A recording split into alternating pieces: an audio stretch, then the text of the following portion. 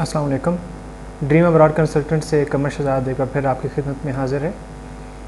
ये वीडियो होगी UK study visa से रिलेटेड कि अगर आपने यूके में स्टडीज़ करनी है और उनमें फ़ाउंडेशन कोर्स, बैचलर्स और मास्टर्स के लिए अगर आपने एडमिशन लेना है स्पेसिफ़िकली सितंबर 2021 के लिए, तो उसके लिए कौन से प्री रिक्विजिट्स हैं जो कि कंप्लीट होना ज़रूरी है। फिर इसके लिए कौन कौन सी जो कॉस्ट्स एसोसिएटेड इसके साथ होती हैं जिनका आपने ख्याल रखना है और कौन कौन से डॉक्यूमेंट्स चाहिए होते हैं। तो ये वीडियो इन सारे एस्पेक्ट्स को कवर करेगी। तो आइए शुरू करते हैं।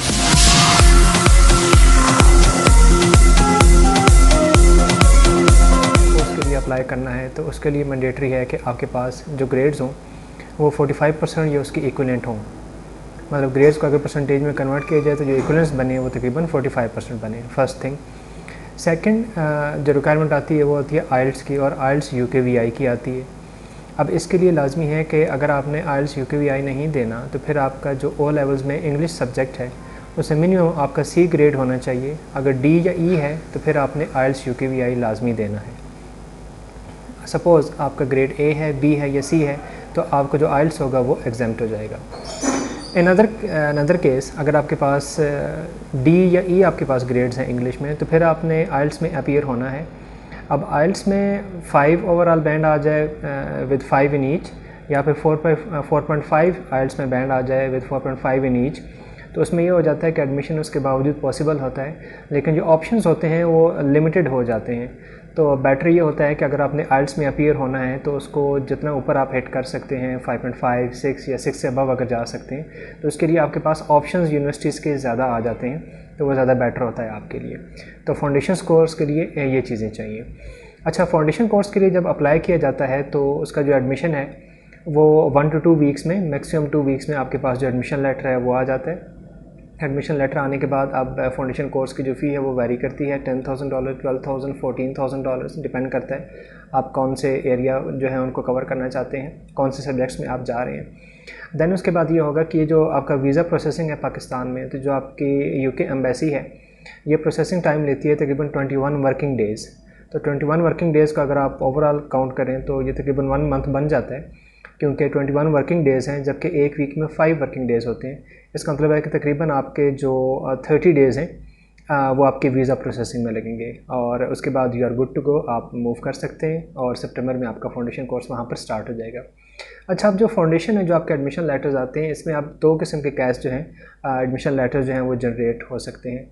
एक ये है कि आप स्पेसिफिकली सिर्फ और सिर्फ फाउंडेशन कोर्स के लिए जाना चाहते हैं, वो तो 1 ईयर का आपका आ जाएगा, और 1 ईयर का आपका जो वीज़ा है वो भी 1 ईयर का ही होगा। कोविड में ये हुआ है कि वो जो उन्होंने रिन्यूअल करना था 3 ईयर्स का आगे बैचलर्स प्रोग्राम के लिए, वो तो वहीं रह के हो गया है। अदरवाइज़ यही होता था कोविड से पहले कि आप वापस आते थे और फिर दोबारा 3 ईयर्स प्रोग्राम के लिए अप्लाई करते थे, देन दोबारा वीज़े के लिए अप्लाई करते थे और फिर जाते थे। तो ये आप पे है कि आप कौन सा कैश जो है या एडमिशन लेटर जो है वो मंगवाना चाहते हैं। आप सेपरेटली सिर्फ और सिर्फ फाउंडेशन वहाँ से करना चाहते हैं, या फिर फाउंडेशन प्लस 3 ईयर्स बैचलर जो है वो करना चाहते हैं। अगर फाउंडेशन प्लस 3 ईयर्स करते हैं तो डेफिनेटली आपका जो वीज़ा होगा वो 4 ईयर्स का होगा। कीप इट इन माइंड कि जो आपके पास ये बैचलर्स हैं या मास्टर्स हैं, इनके लिए जब भी आप, या फाउंडेशन प्लस बैचलर्स हैं, इसमें आपको PSW post study work permit जो होता है वो अलाउ होता है। अच्छा, अब क्योंकि स्पेसिफिकली इसमें फाउंडेशन की हम बात कर रहे हैं, तो फाउंडेशन में ये है कि आपको पार्ट टाइम वर्क अलाउ होता है, लेकिन फाउंडेशन कोर्स के दौरान आपको जो पार्ट टाइम वर्क है वो 10 आवर्स 10 घंटे per week 10 hours per week आपको अलाउ होता है। आपकी जब बैचलर्स डिग्री स्टार्ट हो जाएगी तो फिर आपको 20 आवर्स पर वीक जो होगा वो अवेलेबल होगा आपके लिए, अलाउ होगा। और अगर आपकी बैचलर्स जब आपकी कंप्लीट हो जाएगा उसके बाद PSW स्टार्ट होगा तो फिर आप फुल टाइम वर्क जो है वहाँ पर कर सकते हैं। तो ये डिटेल्स थी आपकी फाउंडेशन की। अभी वीडियो के अगले पोर्शन में हम बात करते हैं कि अगर आपने बैचलर्स डिग्री के लिए अप्लाई करना है तो देन उसके लिए आपकी जो प्री रिक्विजिट्स हैं वो कौन कौन से हैं। बैचलर्स 3 ईयर्स प्रोग्राम के लिए या अंडर ग्रेजुएट प्रोग्राम या बैचलर्स डिग्री के लिए अगर आपने अप्लाई करना है तो कीप इट इन माइंड के आइल्स मैंडेटरी है। आइल्स UKVI आपने लाजमी उसको हिट करना है, और उसके लिए मिनिमम जो आपके पास होना चाहिए वो 5.5 ओवरऑल और 5.5 इन ईच ये आपके पास होना चाहिए। कुछ यूनिवर्सिटीज़ ऐसी हैं जो कि 5 तक को भी एक्सेप्ट कर लेती हैं। अब इसमें इंटरमीडिएट अगर आपने किया हुआ है तो फिर, या FSC जो आपने वो की हुई है, तो उसमें आपके पास 45% है, 40% पे भी आ जाता है। लेकिन जब मैं ये कह रहा हूँ ना कि मिनिमम आपके पास 40 या 45% होने चाहिए, तो इट डज़ंट मीन कि अब आपके पास चॉइसेस बहुत ज़्यादा हैं। आपके जितने इंटरमीडिएट में या फिर अगर फाउंडेशन की बात की, हमने ओ लेवल्स की बात की है, तो जितने आप ग्रेड्स कम करते जाएंगे उतनी आपके पास जो ऑप्शंस हैं वो बहुत लिमिटेड होते जाएंगे, और मे बी वो ऑप्शंस कुछ ऐसे हों जिनको आप अफोर्ड ना कर पाएँ। मतलब जब आपके पास ग्रेड्स आपके अच्छे हों या फिर आइल्स आपका बहुत अच्छा हो, तो उसमें आपके पास जो यूनिवर्सिटीज़ हैं वो बहुत ज़्यादा आ जाती हैं। उसमें फ़ी की रेंज बहुत अच्छी आपके पास आपको मिल जाती है। 9,000 पाउंड्स पर ईयर से लेकर आपकी जो फ़ी है वो तकरीबन 14, 15, 17,000 पाउंड्स तक जा रही है। तो अगर आपने ये जो लोअर फ़ी है 9,000 पाउंड या 10,000 या 11,000 पाउंड पर ईयर, अगर आपने इसको हिट करना है तो डेफिनेटली आपके ग्रेड्स अच्छे होने चाहिए। हमारा जो मिनिमम रिक्वायरमेंट है वो 40 to 45% अगर आपके हों तो चांसेस बन सकते हैं, आपका एडमिशन हो सकता है। बट वो जो एडमिशन होगा वो बहुत लिमिटेड यूनिवर्सिटीज़ में आपके पास हो सकता है, और लिमिटेड जो प्रोग्राम्स हैं उनमें हो सकता है।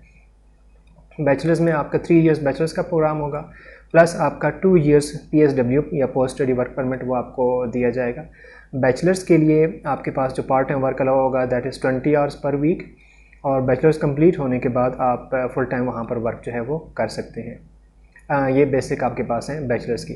अच्छा, अब इसमें एक और चीज़ आ जाती है कि अगर आपके पास जो बैंक स्टेटमेंट है वो किस तरीके से होनी चाहिए, और उसमें किस तरीके से हम कैलकुलेट करें कि हमारे पास कितनी बैंक स्टेटमेंट होनी चाहिए। तो वो इस वीडियो के लास्ट में मैं आपको बताऊंगा कि किस तरीके से आप अपनी जो बैंक स्टेटमेंट है उसको मेंटेन कर सकते हैं, या फिर आपको किस किस्म की बैंक स्टेटमेंट चाहिए होगी। अगर आपने वहाँ से UK से मास्टर्स करना है, MS अगर आपने करना है, तो उसके लिए कुछ यूनिवर्सिटीज़ ऐसी हैं, 2 से 3 यूनिवर्सिटीज़ ऐसी हैं जिनमें आइल्स जो है वो एग्जाम्प्ट है। मतलब अगर आपके पास English language proficiency certificate from last attended institute और university, if you have that then you can apply straight away, you don't need to appear in IELTS UKVI। और इसमें ये होगा कि आपका सिंपल लैंग्वेज प्रोफिशिएंसी सर्टिफिकेट हो जाएगा application के टाइम, और कुछ यूनिवर्सिटीज़ ऐसी हैं जो कि अपना टेस्ट खुद कंडक्ट करेंगी। बट ये आपके पास सहूलत सिर्फ़ और सिर्फ इस जून तक के लिए अवेलेबल है। जून के बाद अगर आप अप्लाई करते हैं तो फिर बहुत कम चांसेस आपके पास रह जाएंगे कि ये तीनों यूनिवर्सिटीज़ अवेलेबल हों, या 2 से 3 यूनिवर्सिटीज़ आपके पास अवेलेबल हों जिनमें आप विदाउट आइल्स अप्लाई कर सकें। फिर आपको आइल्स चाहिए ही होगा। MS के लिए जो आइल्स की रिक्वायरमेंट है वो 6 overall and not less than 6 in each module ये आपके पास होना चाहिए, तब आप मास्टर्स डिग्री के लिए अप्लाई कर सकते हैं। मास्टर्स में ये है कि आपको जो एडमिशन लेटर है वो तकरीबन 3 to 4 वीक्स में आ जाता है, और दैन उसके बाद जो वीज़ा प्रोसेसिंग है वो वही है, उसमें 21 वर्किंग डेज़ ही लगते हैं जो चाहिए होते हैं। बैचलर्स के लिए जो आपका एडमिशन लेटर है या कैश लेटर है वो तकरीबन 2 to 3 जो वीक्स होते हैं उनमें आ जाता है। एम्बेसी की जो टाइमिंग है वो सेम होती है। ये तो आपके पास कुछ डिटेल्स थी foundation course, bachelors and masters अगर आपने इनमें अपीयर होना है, या इनमें अगर आपने एडमिशन लेना है तो उसके लिए कौन कौन से प्री रिक्विजिट्स हैं जो कि बेसिक आपको चाहिए। अब इनके साथ आ जाते हैं कि आपके पास जो कॉस्ट्स हैं वो कौन कौन सी एसोसिएटेड हैं इनके साथ। कीप इट इन माइंड कि ये कॉस्ट्स जो हैं ये चेंज हो सकती हैं, क्योंकि ये कोई गवर्नमेंट या एम्बेसी इनको किसी भी टाइम चेंज कर सकती है। जब हम ये वीडियो रिकॉर्ड कर रहे हैं आज, तो आज के टाइम तक जो कॉस्ट्स हैं वो मैं आपको बता देता हूँ। इसमें जो एम्बेसी की जो फ़ी है, वीज़ा फ़ी, स्टडी वीज़ा, वो है 348 पाउंड्स। राउंड ऑफ में आप इसको 350 पाउंड्स कर लें। अब पाउंड का रेट जो है वो आज 218 रुपीज़ है। 1 pound is equivalent to 218 PKR, ये तकरीबन 80,000 रुपीज़ बन जाते हैं। तो बाकी फिर आप जिस दिन अप्लाई कर रहे होंगे उस दिन देखा जाता है कि आप इसको कन्वर्ट कर लेते हैं। दैन इसके बाद आपकी पर ईयर हेल्थ इंश्योरेंस होती है वहाँ पर UK में, जिसके आपको चार्जेस देने होते हैं 475 पाउंड्स। अब इसमें भी कंडीशंस हैं। इसमें एक कंडीशन ये है कि सपोज़ आपका 1 साल का प्रोग्राम है, MS आपका 1 ईयर का है, या फिर जो भी आपका प्रोग्राम बैचलर्स आपका जो है या आपका फाउंडेशन है 1 ईयर का है, और उसमें उन्होंने कुछ दिन ऊपर रखे हुए हैं, मतलब 365 से कुछ ग्रेस डेज़ आपको 10 या 20 डेज़ दे देते हैं। अब वो जो 10 या 20 डेज़ होंगे उसमें ये 475 per year plus 475 divided by 2, half ये आपने हेल्थ इंश्योरेंस देनी होगी। और अगर ये वो जो ग्रेस डेज़ उन्होंने दिए हुए एडमिशन लेटर पे जो लिखा हुआ है उससे ऊपर आप चले जाते हैं ज़्यादा, तो फिर आपको 475 1 साल का और 475 फिर दूसरे साल का भी आपको वहाँ पर जो हेल्थ इंश्योरेंस है वो आपको पे करनी पड़ेगी। दैन इसके अलावा पाकिस्तान से जो अखराजात आपके आ जाते हैं, आपने अगर आइल्स में अपीयर होना है तो आइल्स की आजकल जो फ़ी चल रही है वो तकरीबन 37-38,000 रुपीज़ के अराउंड चल रही है। आइल्स की प्रिपरेशन उसमें आ जाती है। दैन इसके अलावा टिकट कॉस्ट आ जाती है जो कि आपने पे करनी होती है डेफिनेटली। तो ये सारी जो कॉस्ट्स होती हैं ये आपकी एप्लीकेशन के साथ एसोसिएटेड होती हैं। फिर हमारे सर्विस चार्जेस होते हैं जो कि बहुत नॉमिनल हैं, मतलब ना होने के बराबर हैं, तो वो आपने पे करनी है। चीज़ मैं और आपको बताता चलूँ कि यूके ने पॉइंट बेस्ड इमिग्रेशन सिस्टम जो है वो भी लॉन्च किया हुआ है, दिसंबर 2020 से लॉन्च कर दिया गया है। ये इमिग्रेशन सिस्टम है जस्ट लाइक कैनेडियन इमिग्रेशन, और इसमें आपको यूके से स्टडी करने का ये फ़ायदा हो जाएगा कि यूके से अगर आपने स्टडी की हुई है तो उसके पॉइंट्स आपको मिलेंगे। फिर अगर आपने यूके में वर्क किया हुआ है, आपको PSW आप ले लेते हैं, वहाँ पर रहते हैं, तो उसके भी पॉइंट्स आपको मिल जाते हैं। इसका मतलब है कि ये जो आप यूके के लिए अप्लाई कर रहे होंगे ये सिर्फ स्टडी वीज़ा नहीं होगा, बल्कि ये लॉन्ग टर्म में आपकी सेटलमेंट होगी, क्योंकि आप स्टडी वीज़ा के लिए अप्लाई करेंगे, प्लस आपको PSW post study work permit मिलेगा। आप वहाँ पर अप्लाई करते हैं, आपको परमानेंट जॉब हो जाती है, तो अब अपने वापस पाकिस्तान आके अपनी वीज़ा कैटेगरी चेंज नहीं करानी, बल्कि वहीं रहते हुए आप अपनी वीज़ा कैटेगरी जो होगी वो चेंज कराएंगे, और देन उसी तरीके से आप आगे फिर इमिग्रेशन के लिए अप्लाई कर देंगे। तो ये सेटलमेंट के लिए ये बेस्ट अपॉर्चुनिटी है अगर आप मूव करना चाहते हैं। जिन स्टूडेंट्स ने O लेवल किया वो फाउंडेशन प्लस 3 इयर्स बैचलर्स ले सकते हैं, अदरवाइज़ जो इंटरमीडिएट के स्टूडेंट्स हैं वो बैचलर्स के लिए, और सिमिलरली जो बैचलर्स के स्टूडेंट्स हैं वो वहाँ पर मास्टर्स के लिए मूव कर सकें। मोस्ट इम्पॉर्टेंट इशू जो यहाँ पर आता है, जो हम भी फेस करते हैं, जो हमारे क्लाइंट्स भी फेस करते हैं, वो होता है बैंक स्टेटमेंट का, कि बैंक स्टेटमेंट कितनी चाहिए, ये अमूमन क्वेश्चन होता है। तो वो जो कितनी चाहिए वो वेरी करती है।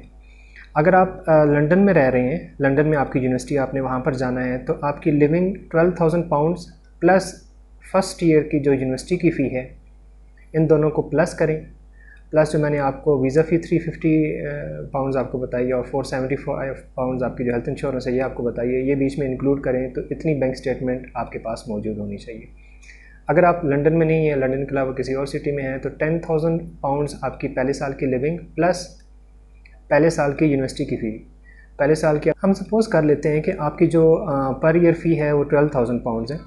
तो लंदन से बाहर अगर आप रह रहे हैं तो इसकी जो बैंक स्टेटमेंट आपने कैलकुलेट ऐसे करनी है कि 12,000 पाउंड्स आपके पहले साल की यूनिवर्सिटी की फ़ी प्लस 10,000 पाउंड्स आपकी लिविंग वहाँ पर। तो ये आपकी जो बैंक स्टेटमेंट है, इन दोनों अमाउंट्स को आप ऐड करें, प्लस 350 पाउंड्स आपकी एम्बेसी वीज़ा फ़ी, प्लस आपकी 475 पाउंड्स जो हेल्थ इंश्योरेंस है, ये ऐड अप करें तो इतनी बैंक स्टेटमेंट, इसको रुपीज़ में कन्वर्ट करें तो ये अमाउंट आपके पास मौजूद होनी चाहिए।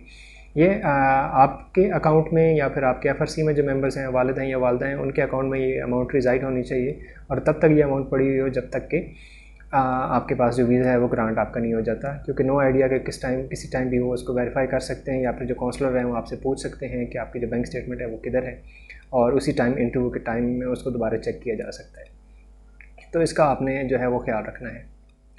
ओके, एडमिशन का प्रोसेस आप कैसे स्टार्ट करेंगे? एडमिशन प्रोसेस के लिए ये होगा कि आप अपनी जो डिटेल्ड CV है वो हमें सेंड करेंगे, डॉक्यूमेंट्स सेंड करने की ज़रूरत नहीं है, डिटेल्ड CV आप हमें सेंड करेंगे। मतलब CV में आपके जो O लेवल्स और मैट्रिकुलेशन या फिर इंटरमीडिएट या बैचलर्स, वहाँ तक जो आपके एकेडमिक्स हैं वो सारे वहाँ पर रिटन हो, और फिर उसमें ये हो कि आपके पास जो परसेंटेज आपने उसमें अटेन की है या CGPA अटेन किया है वो भी वहाँ पर लिखा हुआ।